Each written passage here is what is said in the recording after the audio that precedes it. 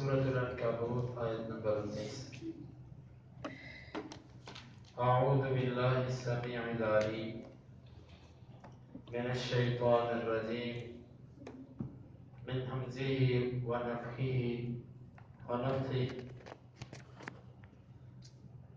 اولم يروا كيف يبدئ الله الخلق ثم يعيده ان ذلك على الله يسير. قل سيروا في الأرض فانظروا كيف بدأ الخلق ثم الله ينشئ النشأة الآخرة إن الله على كل شيء قدير يعذب من يشاء ويرحم من يشاء وإليه تقلبون وما أنتم بمعجزين في الأرض ولا في السماء وما لكم من دون الله من ولي ولا نصير. اولم حمزہ کا مطلب کیا، واو کا مطلب اور، لم کا مطلب نہیں، اور کیا نہیں. یرو انہوں نے دیکھا، کیفا کیسے، یبدئ ابتدا کرتا ہے، اللہ اللہ تعالی الخلق مخلوق کی، ثم پھر یعیدہ وہ اس کو لوٹائے گا. ان بے شک ذالک یہ علی پر اللہ اللہ کی یسیر آسان ہے. قل آپ کہہ دیجئے سیرو تم چلو پھرو فی میں الارض زمین، فانظروا پس تم دیکھو کیفا کیسے بدأ اس نے ابتدا کی الخلق مخلوق کی، ثم پھر اللہ اللہ تعالی ینشئ پیدا کرے گا، النشأۃ پیدا کرنا، الآخرہ دوسری مرتبہ. ان بے شک اللہ اللہ تعالی علی پر کل ہر ایک شیء چیز قدیر قدرت رکھنے والا ہے. یعذب وہ عذاب دیتا ہے من جس کو یشاء وہ چاہے، ویرحم اور وہ رحم کرتا ہے من جس پر یشاء وہ چاہے، وإلیہ اور اسی کی طرف تقلبون تم لوٹائے جاؤ گے. وما اور نہیں انتم تم بمعجزین عاجز کرنے والے، فی میں الارض زمین، ولا اور نہ فی میں السماء آسمان. وما اور نہیں ہے لکم تمہارے لیے، من سے دون علاوہ اللہ اللہ کے، من کوئی ولی دوست، ولا نصیر ورنہ مددگار. اولم یروا کیف یبدئ اللہ الخلق، کیا انہوں نے نہیں دیکھا اللہ تعالیٰ کیسے ابتدا کرتا ہے مخلوق کی، ثم یعیدہ پھر وہ اس کو لٹائے گا. ان ذلک علی اللہ یسیر بے شک یہ اللہ پر بہت آسان ہے. قل سیروا فی الارض آپ کہہ دیجئے کہ تم چلو پھرو زمین میں، فانظروا کیف بدأ الخلق پس تم دیکھو اس نے کیسے ابتدا کی مخلوق کی. ثم اللہ ینشئ النشأۃ الآخرہ پھر اللہ تعالی پیدا کرے گا ایک دوسری دفعہ پیدا کرنا. ان اللہ علی کل شیء قدیر بے شک اللہ تعالی ہر چیز پر قدرت رکھنے والا ہے. یعذب من یشاء ویرحم من یشاء وہ عذاب دیتا ہے جس کو چاہتا ہے اور وہ رحم فرماتا ہے جس پر چاہتا ہے. وإلیہ تقلبون اور اسی کی طرف تم لوٹائے جاؤ گے. وما انتم بمعجزین فی الارض ولا فی السماء اور تم نہیں ہو زمین و آسمان میں عاجز کرنے والے. وما لکم من دون اللہ من ولی ولا نصیر اور تمہارے لیے اس اللہ کے سوا نہ کوئی دوست ہے اور نہ مددگار.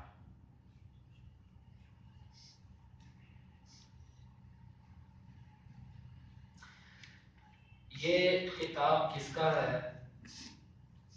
بعض مفسرین کہتے ہیں کہ یہ ابراہیم علیہ السلام ہی کا خطاب ہے اپنی قوم کو. یہ واضح نصیحت ابراہیم علیہ السلام کی ہے. اور بعض مفسرین یہ کہتے ہیں کہ یہ اللہ رب العزت کا کلام ہے، اللہ تعالیٰ کا خطاب ہے. پیچھے ابراہیم علیہ السلام کی گفتگو مکمل ہوئی، اب اللہ تعالیٰ اپنی طرف سے مشرکین مکہ کو خطاب کر رہے ہیں. بہرحال اگر یہ ابراہیم علیہ السلام کا خطاب مانا جائے یا اللہ رب العزت کا خطاب مانا جائے دو چیزوں میں مشرکین مکہ، بلکہ کئی چیزوں میں، ظاہر دو چیزیں، مشرکین مکہ اور ابراہیم علیہ السلام کی قوم دو چیزوں میں متفق تھی. ایک، وہ بھی بتوں کے پجاری تھے اور مشرکین مکہ بھی بتوں کو پوجنے والے تھے. اور دوسری چیز یہ تھی کہ مرنے کے بعد اٹھائے جانے کے قائل نہ ابراہیم علیہ السلام کی قوم کے لوگ تھے اور نہ مشرکین مکہ ہی مرنے کے بعد اٹھنے کے قائل تھے. تو اللہ رب العزت نے فرمایا کہ تم اس بات میں تعجب کرتے ہو کہ انکار کرتے ہو کہ اللہ مرنے کے بعد نہیں اٹھائے. تمہیں اس بات میں تعجب نہیں ہوتا کہ اللہ تعالیٰ نے ایک چیز کو بنا کیسے دیا بغیر کسی مٹیریل کے. مٹیریل بھی تو اسی نے بنایا، بغیر کسی ماڈل اور نقشے کے اس نے ایک چیز بنا دی. تمہیں اس پہ تعجب نہیں ہوتا؟ یعنی کہ یوں کہہ لیجیے کہ اس میں دعوت دی گئی کہ تم اپنی ہی تخلیق پہ غور کر لو، کسی اور چیز پہ نہ جاؤ، تم اپنے نفسوں پہ بیٹھ کے غور کر لو کہ یہ اللہ نے کیسے بنا دیا. اگر اللہ نے یہ بنا دیا تو کیا وہ اللہ رب العزت اب تمہیں مرنے کے بعد دوبارہ نہیں اٹھا سکتا؟ تم پہلی بار پر غور کر لو، دوسری بار تمہیں خود ہی سمجھ آئے. اور یہ بڑی زبردست دلیل ہے کہ جس کو تم بھی تسلیم کرتے ہو اسی پہ غور کرو، اسی پہ بنیاد رکھ کے اس چیز کو بھی تسلیم کرو جس کو تم نہیں مانتے. وہ کیا ہے؟ وہ مرنے کے بعد دوبارہ اٹھانا. ان ذالک علی اللہ یسیر، اور بے شک یہ اللہ پر بڑا آسان ہے، بڑا آسان ہے اللہ تعالیٰ پر، کوئی مشکل نہیں اس کو دوبارہ اٹھانا. قل سیروا فی الارض فانظروا کیف بدأ الخلق. اچھا اب تم اپنے نفسوں کو دیکھ لو اور اس کے بعد تم زمین پر بھی چلو پھرو اور دیکھو یہ ساری کی ساری مخلوق اللہ تعالیٰ نے اس کی ابتدا کیسے. یہ کچھ بھی نہیں تھا، کچھ بھی نہیں تھا. زمین پر پانی تھا، آسمان بھی نہیں تھے، کوئی اور مخلوق. کان عرشہ علی الماء، اس کا عرش پانی پر تھا بس، اور کچھ نہیں تھا. اول ما خلق اللہ القلم، سب سے پہلے جو اللہ تعالیٰ نے جس چیز کو پیدا کیا جس کے اندر آتا ہے وہ قلم ہے. قلم، وہ قلم جس سے اللہ تعالیٰ نے تقدیریں لکھی. سب سے پہلی چیز جو اللہ تعالیٰ نے پیدا. بعض لوگ کہتے ہیں نبی صلی اللہ علیہ وسلم کا نور سب سے پہلے پیدا کیا گیا. کوئی صحیح حدیث میں یہ نہیں آتا. سب سے پہلی چیز اللہ تعالیٰ نے جو پیدا کی وہ قلم ہے. قلم کو پیدا کرنے کے بعد اللہ رب العزت نے اس سے کہا کہ تو لکھ دے، جو کچھ ہوگا تو لکھ دے. بس اللہ تعالیٰ نے اس کو حکم دیا، اس نے اللہ کے حکم سے لکھ دیا. اس کے بعد اللہ رب العزت نے آسمان بنایا، اس کے بعد زمین بنی، اس کے بعد یہ ساری کائنات کا نظام بعد میں بنا.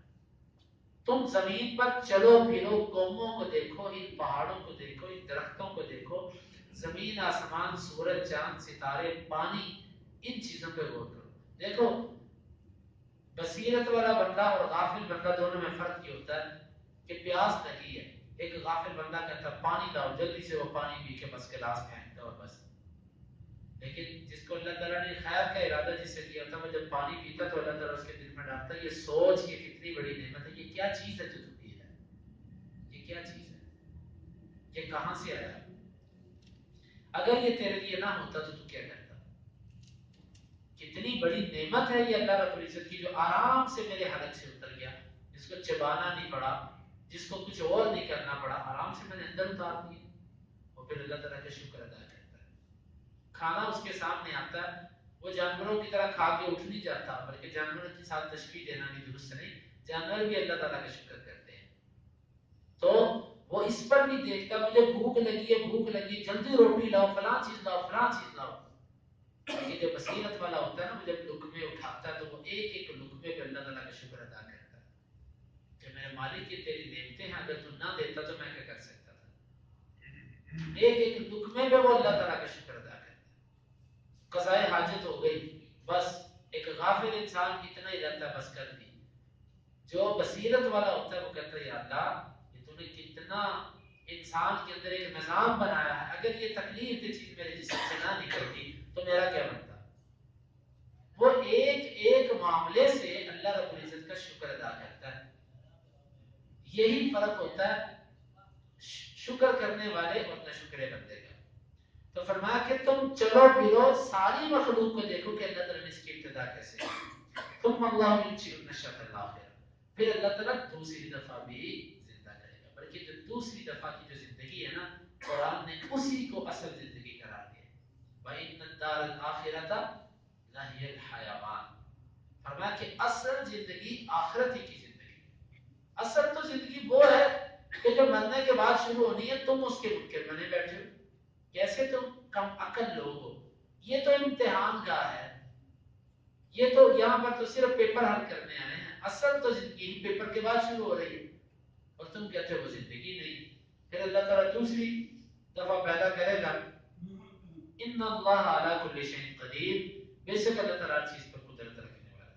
یعذب من یشاء ویرحم من یشاء والیہ تقلب، جس کو وہ چاہے عذاب دے، جس کو وہ چاہے معاف فرمائے۔ اللہ تعالیٰ شرک کو معاف نہیں کریں گے، یہ اس نے خود کہا ہے، شرک اللہ تعالیٰ معاف نہیں کرے گا۔ شرک کے علاوہ اگر کوئی مسلمان ہے، وہ جتنا مرضی بڑا گناہگار ہو، ہم یہ نہیں کہہ سکتے یہ جہنمی ہے۔ ہاں یہ کہہ سکتے ہیں اس کا یہ عمل جہنمیوں والا ہے، اس عمل کی سزا یہ ہے کہ جہنم میں پھینکا جائے، باقی سزا دے نہ دے یہ اس اللہ کی مرضی ہے۔ اپنی طرف سے ہم کسی بندے پر یہ فیصلہ نہیں کر سکتے، وہ بندہ جتنا بھی گناہگار ہے، اللہ تعالیٰ چاہے معاف فرما دے، چاہے اس کو سزا دے۔ اور اسی طرح کسی بندے کی نیکی اور تقویٰ دیکھ کے ہم یہ نہیں کہہ سکتے سوائے ان کے کہ جن کو نبی صلی اللہ علیہ وسلم نے بشارت دی ہے، یا کچھ لوگ ایسے ہیں کہ ان پر دل امت کا اتنا متفق ہے کہ امت کے لوگ ان کا دل سے احترام کرتے ہیں، دنیا ان کو مانتی ہے۔ مثال کے طور پہ نبی صلی اللہ علیہ وسلم کے جو صحابہ ہیں، ان کے بارے میں تو قرآن کہتا ہے رضی اللہ عنہ ورضوان، یہ جنتی لوگ ہیں انشاءاللہ العزیز، سب کے سب صحابہ۔ لا تمس النار من رآنی، آپ نے فرمایا آگ نہیں چھوئے گی اس کو جس نے مجھے دیکھا، ولا من رآ من رآنی، نہ اس کو جس نے اس کو دیکھا جس نے مجھے دیکھا، یعنی تابعی بھی اس میں آ گئے بشرط ایمان۔ تو یہ نبی صلی اللہ علیہ وسلم کے کوئی بھی صحابی جو ہے نا، وہ انشاءاللہ جو صحابی ہے وہ جہنم میں نہیں جائے گا، یعنی کہ یہ ہمیں احادیث سے اور قرآن سے عقیدہ ملا ہے، یہ میں کوئی اپنی طرف سے بات نہیں کر رہا۔ اسی طرح امت کے کچھ ایسے لوگ ہیں کہ جن کو قبولیت عامہ ہے، محدثین، ائمہ اعظام، فقہاء، جن لوگوں کے ناموں پر ہی، نام لیتے ہی ہر مسلمان کے دل میں محبت بھر آتی ہے، امام مالک، امام احمد بن حنبل، امام شافعی، امام بخاری، امام مسلم، امام ابو حنیفہ رحمہ اللہ اور دیگر ائمہ کرام، ان کے ناموں سے ہی دلوں میں ایک محبت آ جاتی ہے۔ یہ بھی ہمیں اللہ تعالیٰ کی رحمت سے بہت امید ہے، لیکن ان کے بارے میں مستقل جذب نہیں کہہ سکتے جس طرح صحابہ کے بارے میں کہہ سکتے۔ تو آج کے دور میں بہرحال کسی بھی بندے کی نیکی تقویٰ دیکھ کے یہ نہیں کہہ سکتے وہ جنتی ہے، یہ اس کا معاملہ، ہاں یہ کہہ سکتے جنتیوں والے عمل کر رہا ہے وہ بندہ، اس نے جو اعمال کیے، جو زندگی گزاری وہ جنتیوں والی ہے، باقی اس کا معاملہ اللہ تعالیٰ کے سپرد ہے۔ وَإِلَيْهِ تُقْلَبُونَ، اور اسی کی طرف تم لوٹائے جاؤ گے۔ وَمَا أَنتُم بِمُعْجِزِينَ فِي الْأَرْضِ وَلَا فِي السَّمَاءِ، مرنے کے بعد اللہ تعالیٰ تم کو اٹھائے گا۔ اگر تم یہ سمجھتے ہو کہ ہم نہیں اٹھیں گے، ہم نہیں مرنے کے بعد جو ہے نا قبروں سے نکلیں گے، تو یاد رکھو نہ زمین میں اور نہ آسمان میں تم اور نہ کوئی اور چیز اللہ تعالیٰ کو عاجز نہیں کر سکتی، یعنی اللہ تعالیٰ کو شکست نہیں دے سکتی۔ مطلب اللہ تعالیٰ ایک کام کرنا چاہے اور ساری مخلوق اور ساری طاقتیں ایک طرف ہو جائیں اور وہ کہیں کہ ہم یہ کام نہیں ہونے دیں گے، تو یہ نہیں ہو سکتا ہے وہ کام نہ ہو، اللہ تعالیٰ غالب ہے۔ یہ تو امت کے اندر کچھ ایسے گمراہ اور بدبخت مرتدین کا یہ عقیدہ ہے کہ جو یہ کہتے ہیں کہ اللہ تعالیٰ نے ایک چیز کو پیدا کیا اور اب نعوذ باللہ اللہ اسی کے آگے لاچار ہو گیا۔ یہ تو کافروں کا عقیدہ، مسلمان کا یہ عقیدہ ہی نہیں ہے۔ تو فرمایا کہ تم اللہ رب العزت کو عاجز نہیں کر سکتے زمین و آسمان میں۔ وَمَا لَكُم مِّن دُونِ اللَّهِ مِن وَلِيٍّ وَلَا نَصِيرٍ، اور تمہارے لیے اللہ کے سوا نہ کوئی دوست ہے نہ کوئی مددگار۔ ولی اس دوست کو کہتے ہیں کہ جو اپنے ساتھی تک مصیبت پہنچنے نہ دے. اتنی طاقت اور اتنے اس کے پاس جو ہے نا وہ تعلقات ہیں کہ وہ اپنے دوست تک مصیبت پہنچنے نہیں دیتا. نصیر وہ دوست کہ مصیبت تو آ گئی لیکن مصیبت جب ہی آئی اسی وقت اس کی مدد کے لیے میدان میں اتر آیا. تو فرمایا کہ اللہ رب العزت کے سوا تمہارے لیے نہ کوئی ایسا دوست ہے جو اللہ کی طرف سے کسی فیصلے کو تم پر چلنے ہی نہ دے، اور نہ کوئی ایسا مائی کا لال ہے کہ اللہ تعالیٰ جب تم پر فیصلہ نافذ کر دے تو وہ نافذ کیے ہوئے فیصلے کو ٹال جائے. یہ نہیں ہو سکتا. وَمَا لَكُم مِّن دُونِ اللَّهِ مِن وَلِيٍّ وَلَا نَصِيرٍ. اور تم کہتے ہو مرنے کے بعد ہم اٹھائے نہیں جائیں گے. تم تو اتنے عاجز ہو کہ تم سب مل کے بھی اللہ تعالیٰ کی کسی فیصلے اور کسی مسئلے سے تم نکل نہیں سکتے. تو ان آیات کے اندر اللہ رب العزت نے مرنے کے بعد اٹھائے جانے کا ذکر فرمایا، اور اللہ تعالیٰ نے ہمیں اپنے ہی نفسوں پر اور بنائی ہوئی مخلوق پر غور و فکر کرنے کی دعوت دی. اللہ رب العزت ہمیں ان کو سمجھنے کی اور عمل کرنے کی توفیق عطا فرمائے. اولم یروا کیف یبدئ اللہ الخلق. اور کیا انہوں نے نہیں دیکھا کیسے ابتدا کرتا ہے اللہ تعالیٰ مخلوق کی. ثم یعیدہ، پھر وہ اس کو لوٹائے گا. ان ذلک علی اللہ یسیر، بے شک اللہ تعالیٰ پر آسان ہے. قل سیروا فی الارض، آپ کہہ دیجئے تم چلو پھرو زمین میں. فانظروا، بس تم دیکھو. کیف بدأ الخلق، کیسے اس نے ابتدا کی مخلوق کی. ثم اللہ ينشئ النشأة الآخرة، پھر اللہ تعالیٰ پیدا کرے گا دوسری دفعہ پیدا کرنا. ان اللہ علی کل شیء قدیر، بے شک اللہ تعالیٰ ہر چیز پہ قدرت رکھنے والا ہے. يعذب من يشاء ويرحم من يشاء، وہ عذاب دے جس کو چاہے اور وہ رحم کرے جس پر چاہے. وإلیہ تقلبون، اور اسی کی طرف تم لوٹائے جاؤ. وما انتم بمعجزین فی الارض ولا فی السماء، اور نہیں ہو تم زمین و آسمان میں عاجز کرنے والے. وما لکم من دون اللہ، نہیں ہے تمہارے لیے اللہ کے سوا من ولی ولا نصیر، نہ کوئی دوست اور نہ کوئی مددگار. اللهم انفعنا بما علمتنا وعلمنا ما ينفعنا وزدنا علما. اللهم اقسم لنا من خشيتك ما يحول بيننا وبين معاصيك، ومن طاعتك ما تبلغنا به جنتك، ومن اليقين ما تهون به علينا مصائب الدنيا. متعنا اللهم بأسماعنا وأبصارنا وقوتنا أبدا ما أحييتنا، واجعله الوارث منا، واجعل ثأرنا على من ظلمنا، ولا تجعل مصيبتنا في ديننا، ولا تجعل الدنيا أكبر همنا ولا مبلغ علمنا، ولا تسلط علينا من لا يرحمنا. وآخر دعوانا